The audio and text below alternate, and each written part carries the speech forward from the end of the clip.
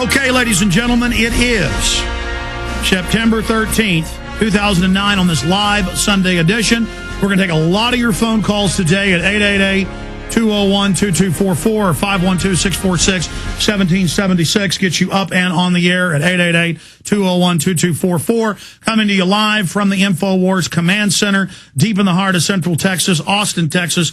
Coming to you from South Austin.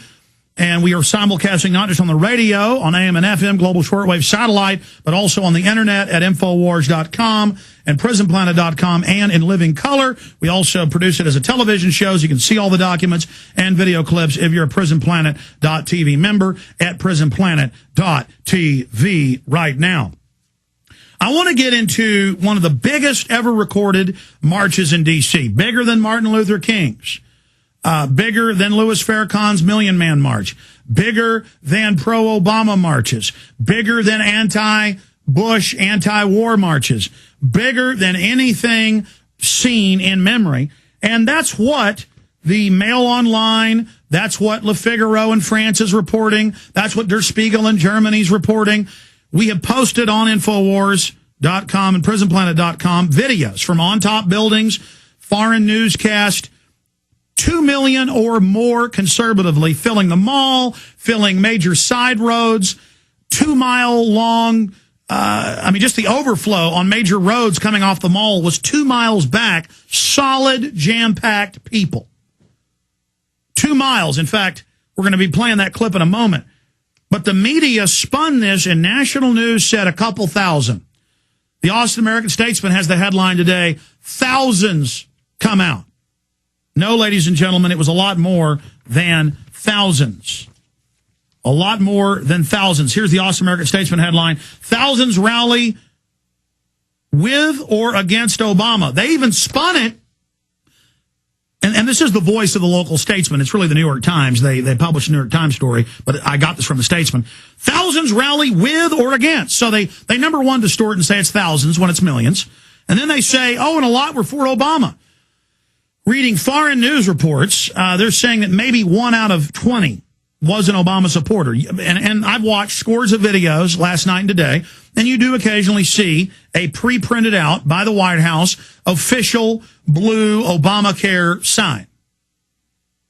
But then you see all the hand-drawn grassroots signs by the people. And look at that time lapse on screen as they just boils in and fills up the major roads marching towards the mall. That's just a building cam of one road leading to the mall. That's easily 1 million people right there. But again, up to 2 million marched to U.S. Capitol to protest against Obama's spending and Tea Party demonstration. Mail Online, one of the big papers in England. Up to 2 million people marched to the U.S. Capitol today carrying signs with slogans such as Obamacare makes me sick. And they protested the president's health care plan and what they say is out-of-control spending. The line of protesters across Pennsylvania Avenue for blocks all the way up to the Capitol, according to the Washington Homeland Security and Emergency Management Agency. That's right. Homeland Security admits it was 2 million, but that won't be in our news. You have to go to foreign news to see these photos and videos. Notice CNN and others would show up-close groups of people. People were chanting, enough, enough. And we, the people, others yelled, you lie, and Pelosi has to go, referring to California Congresswoman Nancy Pelosi. Demonstrators waved U.S. flags and held signs reading, Go Green, Recycle Congress, and I'm not your ATM. Men wore colonial costumes, and they listened to speakers who warned of Judgment Day, election year 2010. Yeah, but then Republicans will stop posing like they're opposition to big government, and then they'll go in and sell us out until we realize that both parties are bought and paid for by offshore banks and make the issues about abolishing the Federal Reserve and arresting the criminal cartel that's carried this out. And I will say, looking at the videos and photos and talking to people that were there, most of them were Alex Jones listeners, Ron Paul supporters, libertarians. That is being hijacked by kind of the mainline Roger Ailes run, Rush Limbaugh, Glenn Beck arm of things.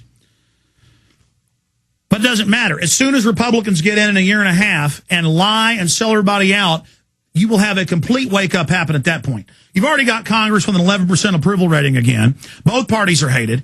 The people will give the Republicans one more chance to abolish the Fed, one more chance to get us out of these wars. That's like when Ron Paul went to CPAC, the big Republican meeting this year.